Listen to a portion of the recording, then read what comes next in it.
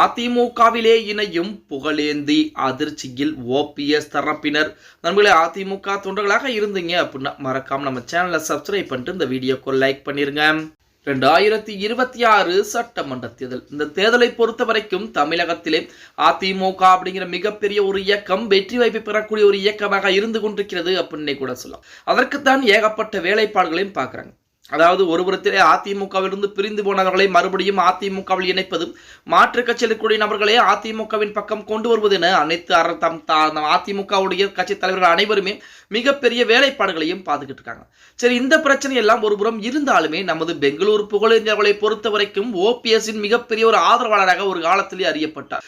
ஓபிஎஸ்க்கு பெங்களூர் புகழேந்தியும் வைத்தியலிங்கம் மற்றும் இருவர் இருந்தாலே போதும் அப்படின்ற நிலைப்பாடு என்பது ஒரு காலத்திலே இருந்தது. ஆனால் இன்று வைத்தியலிங்கம் கூட அதிமுகவில் இணைந்து கொள்ளலாமா என ஆலோசனையின் பேச்சுவார்த்தையும் நடத்தி கொண்டிருக்கிறார். இன்னொரு புறத்திலே ஓபிஎஸ் 2024 நாடாளுமன்ற தேர்தலிலே போட்டியிடக்கூடிய அந்த நேரம் வரைக்கும் ஓபிஎஸ்ஸின் பின்னால் இருந்தவர் புகழேந்தி அவர்கள். ஆனால் 2024 நாடாளுமன்ற தேர்தலிலே தோல்வியை தழுவி விட்டார் என தெரிந்தவுடன் அவருடைய அந்த அணியிலிருந்து பிரிந்து தனியாக ஒரு அணியை உருவாக்க ஆரம்பிக்கிறார். அந்த அணி ஒன்றிணைப்பு, அதாவது அனைவரையும் ஒன்றிணைக்க போகிறேன், நாங்கள் ஒன்றிணைப்பு குழு அப்படின்னு சொல்லி ஒரு அணியையும் உருவாக்க ஆரம்பித்து அந்த அணியும் செயல்படாமல் போய்விட்டது அப்படின்னே கூட சொல்லலாம். இப்ப இருக்கக்கூடிய ஒரு சூழலில் பெங்களூர் புகழேந்தியர்களை பொறுத்தவரைக்கும் தன்னிச்சையாகத்தான் இருந்து கொண்டிருக்கிறார். ஓபிஎஸ்க்கும் அவருக்கும் எந்த விதமான பேச்சுவார்த்தையும் கிடையாது. சமீபத்தில் ஓபிஎஸ் ஆதரவாளர்கள் தமிழக வெற்றி கழகம், திமுக போன்ற கட்சிகளில் இணைந்தார்கள். அதே போல தொண்டர்கள் புறம் அதிமுகவின் பக்கம் இணைய ஆரம்பிச்சாங்க. இது பூராமே ஓபிஎஸ்க்கு மிகப்பெரிய ஒரு பின்னடைவாகத்தான் பார்க்கப்பட்டுக் கொண்டிருக்கிறது அப்படின்னே கூட சொல்லும். இப்படிப்பட்ட ஒரு சூழலில் பெங்களூர் புகழேந்தியர்களை பொறுத்த வரைக்கும் இனிமேலும் நாம் தன்னிச்சையாக அதிமுக ஒன்றிணைப்பு குழு என சொல்லி அதிமுகவை ஒன்றிணைக்க போகிறேன் என சொல்லிக் கொண்டிருந்தால் காலங்கள் தான் கடந்து போகும். ஓபிஎஸும் ஒன்றிணைய போவது கிடையாது, எடப்பாடியும் சம்மதம் தெரிவிக்க போவது கிடையாது.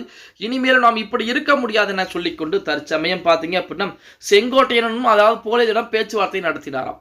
ஆனால் புகழேந்தியர்களை பொறுத்த வரைக்கும் நான் என்னால் தமிழக வெற்றி கழகத்திலும் இணைய முடியாது, அதற்கு மாறாக நான் என்னுடைய தாய் கழகமான அதிமுகவின் பக்கம் கூட போய்கொள்கிறேன் அப்படிங்கிற மாதிரி சொல்லிவிட்டு அதிமுக இருக்கக்கூடிய முக்கியமான தலைவரிடம் புகழேந்தியர்கள் பேச்சுவார்த்தை என்பது நடத்தி கொண்டிருப்பதாக செய்திகள் என்பது இணையதளங்களிலே உலா வந்து கொண்டிருக்கிறது. அது மட்டுமல்லாமல் ஒரு முக்கியமான ஒரு 3 கோரிக்கைகளையும் வைத்திருக்கிறாராம் பெங்களூர் புகழேந்தியர்கள்.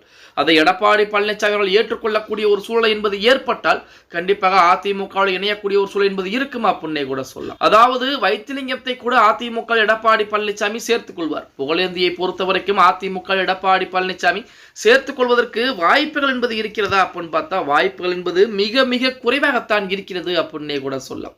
ஓபிஎஸ், சசிகலா, அதே போல டிடி தினகரன், அது மட்டுமல்லாமல் புகழேந்தி போன்றவர்களுக்கெல்லாம் கதவுகள் என்பது சாத்தப்பட்டு கொண்டுதான் இருக்கிறது. மறுபடியும் துறப்பதற்கு வாய்ப்புகள் என்பது கிடையாது அப்படின்னு தான் சொல்லி ஆகணும். பொறுத்து வந்து பார்க்கலாம். ஓகே கைஸ், வீடியோ பிடிச்சிருந்தா மறக்காம லைக் பண்ணி அப்படியே போடக்கூடிய வீடியோ பற்றின கருத்துக்களை கீழே மறக்காம கமெண்ட் பாக்ஸ்ல பதிவு நண்பா.